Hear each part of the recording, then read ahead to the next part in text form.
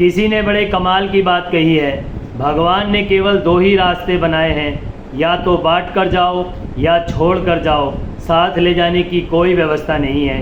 नमस्कार सभी को, मैं जितेंद्र कुमार आज आपके लिए एक छोटी सी कहानी लेकर आया हूँ। ये कहानी एक हनुमान जी के भक्त की है, जिसे अपने ऊपर बहुत ज़्यादा घमंड हो गया था, क्योंकि वो हर मंगलवार के दिन 5 किलो लड्डू लाकर मंदिर परिसर में बांटा करता था। तो उसे इस बात का घमंड था कि सभी लोग आते हैं, कोई 5 रुपये का, कोई 10 रुपये का प्रसाद चढ़ाते हैं, मैं अकेला ही 5 किलो लड्डू लाकर बांटता हूँ। उसे इस बात का बहुत ज़्यादा घमंड हो गया था और सभी लोग वहाँ उसकी इज्जत भी करते थे। उसे देखकर सभी लोग जय श्री राम सभी उसे नमस्कार करते थे और उसका हमेशा धन्यवाद करते थे, क्योंकि सभी लोगों को वो लड्डू दिया करता था, सभी लोग उससे प्रसाद दिया करते थे, तो उसकी काफ़ी इज्जत भी हो गई थी। वो सभी लोग उसकी इज्जत करते थे और उसे इस बात का घमंड हो गया था कि मैं 5 किलो लड्डू अकेला ही बांटता हूँ। एक बार वो अपने बेटे को लेकर आया मंदिर में, उसका बेटा छोटा ही था। वो अपने बेटे से कहता है कि तुम मेरे साथ मंदिर चलो और अपने पापा का जलवा तो देखो ज़रा।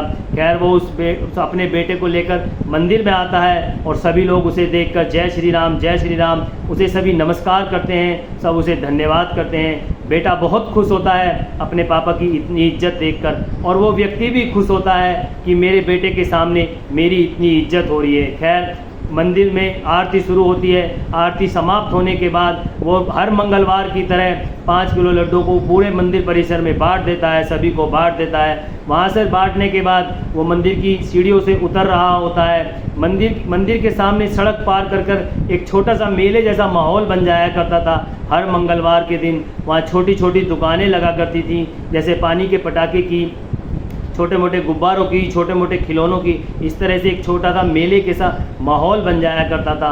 वहाँ पर एक गुब्बारे वाला गुब्बारे बेच रहा था, तो उस व्यक्ति का बेटा जिद करने लगता है कि पापा मुझे गुब्बारे चाहिए, मुझे गुब्बारे चाहिए। वो व्यक्ति, उसे तो अपने ऊपर बहुत ज़्यादा घमंड था, वो उस अपने बेटे में एक चांटा मारता है उसके गाल पर और कहता है नहीं कोई गुब्बारे नहीं, तुम बहुत बदतमीज़ हो गए हो, बहुत ज़िद्दी हो गए हो। लेकिन वो उसका बेटा मानता नहीं, वो वहीं जिद करने लगता है, वहीं फैल जाता है। वो उसे ज़बरदस्ती खींच कर ले जाता है, लेकिन वो बेटा मानता नहीं और गुब्बारे की जिद पे अड़ जाता है। वो गुब्बारे वाला देखता है कि बच्चा रो रहा है, वो आता है एक गुब्बारा उस बच्चे के हाथ में देकर और वहाँ से जाने लगता है। वो व्यक्ति और ज़्यादा क्रोधित हो जाता है और उस गुब्बारे वाले पे भड़क जाता है, कहता है ये तुम लोगों ने अच्छा बिजनेस बना रखा है, कोई बच्चा रोता है तो ज़बरदस्ती उसके हाथ में गुब्बारा दे देते हो, तुम्हें पता है उसके माँ बाप पैसे तो देंगे ही। इस तरह की बातें करने लगता है, उसे खूब उल्टी सीधी सुनाता है। काफ़ी देर हो जाती है जब उसे सुनाते सुनाते, तब वो गुब्बारे वाला कहता है साहब आप क्यों परेशान हो रहे हो, मैंने आपके बेटे को गुब्बारा बेचा नहीं है और मैं कोई भी गुब्बारा बेचता नहीं हूँ,